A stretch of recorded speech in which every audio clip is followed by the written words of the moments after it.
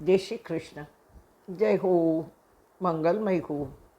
મહિલા કોણ એ વિશે સમજવાની આપણે કોશિશ કરીએ છીએ. કાલે આપણે મહિલાનો મ એટલે મહત્વાકાંક્ષા.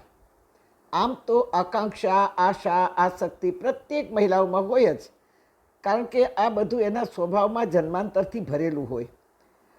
જે પોતાના જ પરિવાર માટે દીકરા, દીકરીઓ, પૌત્રા, દોહિત્રાઓ આ એટલા પૂરતી જ એની આકાંક્ષાઓ અને આશાઓ હોય. પણ અહીં મહત્વાકાંક્ષા, મહિલામાં મહત્વાકાંક્ષાની બહુ જરૂરત છે, કે જેમાં પોતાનો સ્વાર્થ, કાર્ય, પ્રશંસા છોડીને જો સ્વભાવ આવો ઘડાઈ જાય, મહત્વાકાંક્ષા ભરેલો, અને એ પણ બુદ્ધિ કબૂલ કરે, તેને જ મહત્વાકાંક્ષા કહેવાય. હવે હિત ઈચ્છનારે લાંબે ગાળે જે બનવાનું છે તેનો વિચાર કરવાનો હોય. હિત લાંબા ગાળાનું હોય, પણ સુખ ક્ષણિકનું જ હોય. જેમ શિયાળાની ઠંડીમાં બાળકને ઉઠવું નથી, એ ગોદડું ઓઢીને સૂતું જ જાય, સૂતું જ જાય, છતાંય મા પરાણે ઉઠાડે, ઉઠ, આજે પરીક્ષા છે, જલ્દી તૈયાર થા, હમણાં બસ આવશે, બસ નીકળી જશે. માં લાંબા ગાળાનું હિત જોવે. તેમ આવી હિત જોનાર મહિલા પોતાના બાળક સાથે બીજા બાળકોનું પણ હિત જુએ.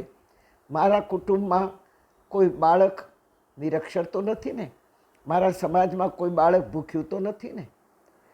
મારા પરિવારમાં કોઈ બાળક એટલું તોફાની તો નથી ને કે જે અભ્યાસથી વંચિત થઈ જાય? સુનો, પૈસા કમાવા માટે પરસેવા પાડવાની જરૂર છે. પરસેવાથી જે કમાયા એને પૈસો કહેવાય. તેથી તો આપણે બધાને પૈસાદાર કહીએ છીએ, કોઈને ધનવાન કે લક્ષ્મીવાન નથી કહેતા. ધનવાન કોને કહેવાય? જે ધર્મને નામે નમે એને ધનવાન કહેવાય. બાકી લક્ષ્મીવાન તો કોઈને કહેતા જ નથી, કારણ કે લક્ષ્મી વિષ્ણુના જ પત્ની છે, બીજા કોઈના પત્ની નથી. માધવી માધવ પ્રિયામ. હવે પરસેવાથી કમાયેલો પૈસો અન્યના શિક્ષણ માટે વપરાય, પોતાનાના છોડીને વપરાય, તો એ હિતેચ્છુ મહિલાનું લક્ષ્ય બીજા બાળકોને ભણાવવાનું હોય. ત્યારે પૈસાવાનો, પરસેવાનો જે પૈસો છે એ લક્ષ્ય સાધે. લક્ષ્ય સાધે એને પૈસો નથી કહેવાતો, એને લક્ષ્મી કહેવાય. બીજાનું હિત જોવું એ લક્ષ્મી કહેવાય. બાકી પોતાના માટે તો બધા જ કરતા હોય, પણ પોતાનું છોડીને જ્યારે બીજાનું કરે, હિત જોવે, ત્યારે એ હિતેચ્છુ કહેવાય.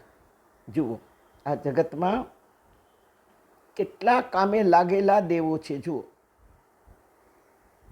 સૂરજ તપતો જગને કાજે, ચાંદલિયો રસધાર વહાવે, મૂક બની સાગર લહેરાએ, નદીઓ હરિયાળી લઈ આવે.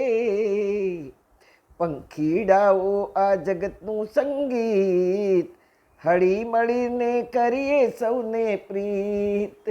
જીવ જગત જગદીશ તણું આ ગીત, હળી મળીને કરીએ સૌને પ્રીત. માનવ જીવન પ્રભુ તણી બક્ષીસ, હળી મળીને કરીએ સૌને પ્રીત. માત્ર તમને બધાને કહેવા ખાતર જ હું નથી કહેતી, હું આપને શિખામણ નથી આપતી, પણ મેં પેલા અનુભવ કર્યો છે પછી કહું છું.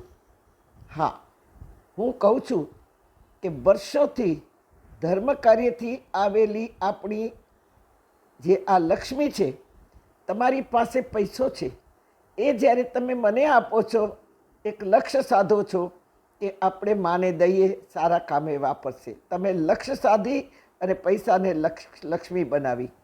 હવે એ જ લક્ષ્મીમાંથી અનેક બાળકો આપણા તરફથી ભણે છે, બીમાર લોકોને દવા પહોંચે છે, વૃદ્ધોને અન્ન વિતરણનો લાભ મળે છે. તમે આપેલા પૈસાનું લક્ષ્ય સધાય છે અને તે લક્ષ્મી બને છે, અને એ જ્યારે અનેક લોકોમાં વપરાય છે ત્યારે એ લક્ષ્મી મહાલક્ષ્મી બને છે.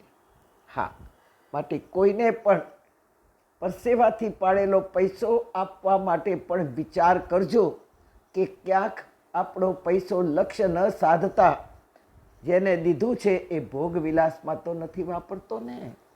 નહીંતર એ જો વાપરશે તો એના જે કર્મો છે તે દેનારને ભોગવવા પડે.